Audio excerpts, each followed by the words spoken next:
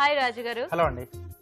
ఈరోజు దొండకాయతో ఒక variety item ని కోరుకుంటూ మనకి సుజాత గారు ఈమెయిల్ చేశారు. ఏంటండి అది? సో దొండకాయ పకోడీ కర్రీ చేసి చూపించండి అంటూ. డిఫరెంట్ గా కదా. సో మామూలుగా అంటే మనకి పకోడా కర్రీ అంటే పునుగుల కర్రీ ఇలాంటివి అయితే ఎక్కువ చేస్తూ ఉంటారు కదా, కానీ దొండకాయ పకోడా కర్రీ టేస్టీగా ఉంటుందా? అంటే దొండకాయ మనం వేపుడు అది చేసుకున్నప్పుడు కొంచెం ఒక మంచి టేస్ట్ వస్తుంది. అవును, దానికి దొండకాయకి ఒక మంచి టేస్ట్ అనేది యాడ్ అవుతుంది కదా. సో పకోడా మనం చేస్తే మనకు ఆ టేస్ట్ వస్తుంది. సో దాంతో కర్రీ బాగా వస్తుంది. అవునా? సో మామూలుగా పకోడీ కర్రీలు అవి చేస్తూ ఉంటారు కదా, కానీ ఇలా దొండకాయ పకోడీతో ఒక డిఫరెంట్ టేస్ట్ లో ఉంటుంది అంటారు. అవునండి. ఓకే, మరి దొండకాయ పకోడా కర్రీ కావాల్సిన పదార్థాలు ఏంటో ఒకసారి చూద్దాం. దొండకాయ పకోడా కర్రీ తయారు చేయడానికి కావాల్సిన పదార్థాలు: తరిగిన దొండకాయలు 1 కప్పు, శనగపిండి 1/2 కప్పు, బియ్యపిండి 1 టేబుల్ స్పూన్, ఉప్పు తగినంత, కారం తగినంత, తరిగిన ఉల్లిపాయ 1, తరిగిన పచ్చిమిరపకాయలు 3, అల్లం వెల్లుల్లి paste 1 tablespoon, tomato paste 1 cup, పసుపు చిటికెడు, జీలకర్ర పొడి 1 టీ స్పూన్, ధనియాల పొడి 1 టీ స్పూన్, నూనె డీప్ ఫ్రై కి సరిపడా, కొత్తిమీర కొద్దిగా. కావాల్సిన పదార్థాలన్నీ చూసారు కదండి. రాజుగారు స్టార్ట్ చేద్దామా? ఓకే అండి. సో డీప్ ఫ్రై కాబట్టి ముందుగా నూనె వేడి పెట్టేసుకున్నాం. సో దొండకాయ ముక్కలు ఇలా పల్చగా కట్ చేసుకోవాలి. కొంచెం పొడవుగా పల్చగా. అవును. ఓకే. సో దీంట్లో రుచికి సరిపడా ఉప్పు, కొద్దిగా కారం, ఓకే, కొద్దిగా అల్లం వెల్లుల్లి పేస్ట్, అలాగే శనగపిండి, ఓకే, కొద్దిగా బియ్యపిండి. సో మనకి రెండు యాడ్ చేసుకుంటే పకోడీలు కొంచెం క్రిస్పీగా అవుతాయి కదా రాజు గారు. అవునండి. కర్రీలో వేసుకున్నప్పుడు అంటే ఇంకో ఆ క్రిస్పీనెస్ కొద్దిగా ఉంటుందా? అంటే మనం కొంచెం క్రిస్పీగా కావాలి అంటే తినేప్పుడు కూడా ఉండాలనుకున్నప్పుడు గ్రేవీ వేయించుకున్న తర్వాత అంటే సర్వ్ చేసుకోవడం, మనం ఎప్పుడైతే మనం భోజనాలు కూర్చుంటున్నామో అప్పుడు గ్రేవీలో వేసుకొని సర్వ్ చేసుకోవాలి. ఓహో, అలా అయితే కొంచెం కరకరలాడుతూ ఉంటుంది. ముందు వేసేస్తే కొంచెం మెత్తబడిపోతుంది మనకి. ఓకే. సో ఒకసారి బాగా కలిపేసి తర్వాత కొద్దిగా వాటర్ వేసేసి మనం అలా పకోడీ పిండిలో కలిపేసుకోవాలి. Okay okay.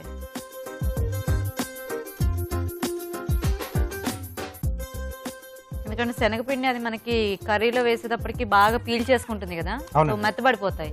సో కొంచెం కరకరలాడుతూ కావాలి అనుకునే వాళ్ళు ముందు సర్వ్ అదే తినేటప్పుడు సర్వ్ చేసుకుంటే సరిపోతుంది. పకోడీలో ఒకటి మనం గ్రేవీ రెడీ యాడ్ చేసుకొని సర్వ్ చేసుకోవాలి. ఓకే. సో ఇది బాగా మిక్స్ చేసుకోవాలి. Okay okay.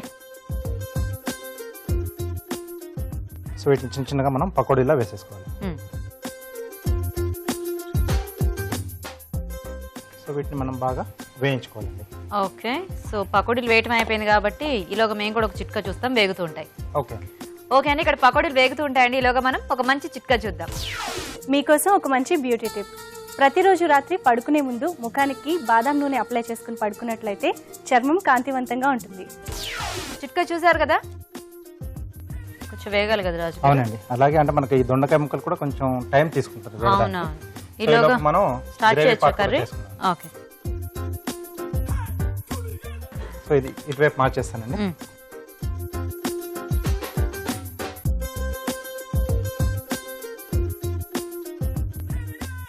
మనకు మామూలుగా దొండకాయ ఫ్రై చేసుకునేటప్పుడు కూడా దొండకాయలు వేగడానికి చాలా టైం పడుతుంది కదా. సో దీంట్లో ఉల్లిపాయ ముక్కలు, అలాగే పచ్చిమిరపకాయలు, కొద్దిగా అల్లం వెల్లుల్లి పేస్ట్,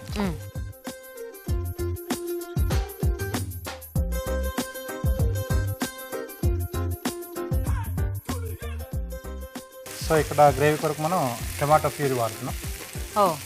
సో ముక్కలు అయితే మనకి దగ్గరికి అయిపోద్ది కాబట్టి కొంచెం గ్రేవీలా ఉంటే బాగుంటుంది కాబట్టి ఇక్కడ టమాటో ప్యూరీ చేసి వేసుకుంటున్నామా? అవునండి. Okay okay. So already pakoda కొంచెం హెవీగా ఉంటుంది కాబట్టి మసాలాలు వాడకుండా ప్లెయిన్ అంటే కొబ్బరి పేస్ట్ కానీ ఇలాంటి నువ్వుల పేస్ట్ ఎక్కువ అక్కర్లేదు. ఇలా ప్లెయిన్ గా ఉంటేనే కొంచెం ఈ కర్రీ బాగుంటుందేమో కదా. కర్రీ టేస్ట్ అనేది అంటే దొండకాయ ఫ్లేవర్ అనేది తెలుస్తుంది. ఎందుకంటే అవన్నీ యాడ్ చేస్తే మళ్ళీ దీని టేస్ట్ కంటే కూడా అవి ఎక్కువ డామినేట్ అయిపోతాయి. అవునండి. ఓకే. సో ఇప్పుడు గ్రేవీకి సరిపడా ఉప్పు, ఓకే, కొద్దిగా కారం,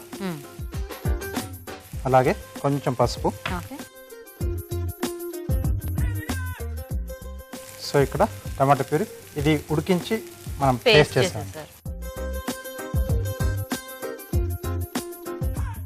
సో అలాగే కొద్దిగా ధనియాల పొడి అండి.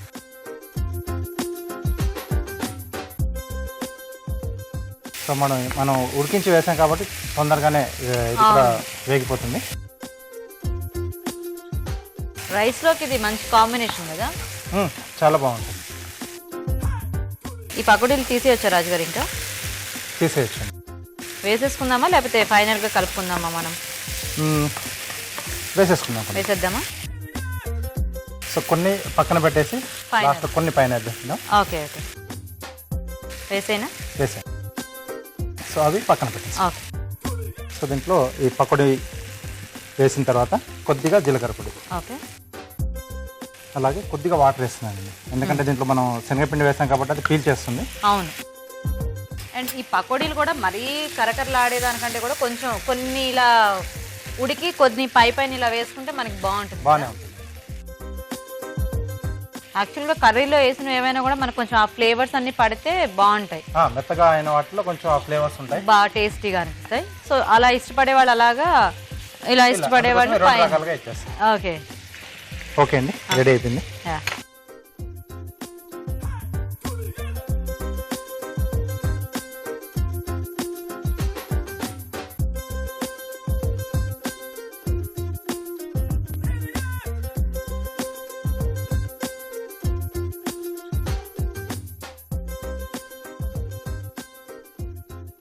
ఓకే, కొద్దిగా కొత్తిమీర.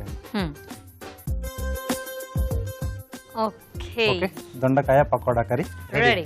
ఓకే, మరి వేడివేడిగా దొండకాయ పకోడా కర్రీ రెడీ అండి. టేస్ట్ చూసే ముందు ఈ కర్రీ ఎలా తయారు చేయాలో ఇంకోసారి చూద్దాం.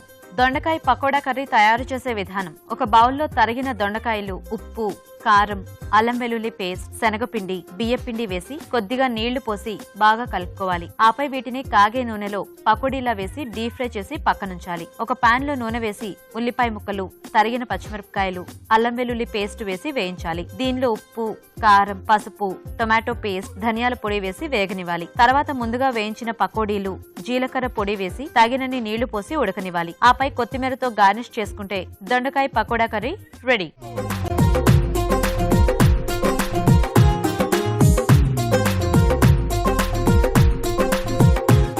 దొండకాయ పకోడా కర్రీ తయారీ విధానం చూసారు కదా.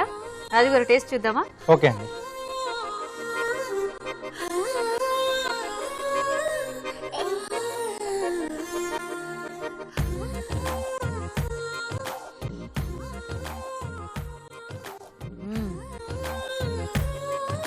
సో ముందుగా వేసిన పకోడీ కూడా మొత్తం అది చక్కగా మెత్తగా అయ్యి మన టొమాటో ప్యూరీ ఇదంతా కూడా బాగా పట్టి పుల్ల పుల్లగా కారం కారంగా చాలా టేస్టీగా ఉంది రాజుగారు.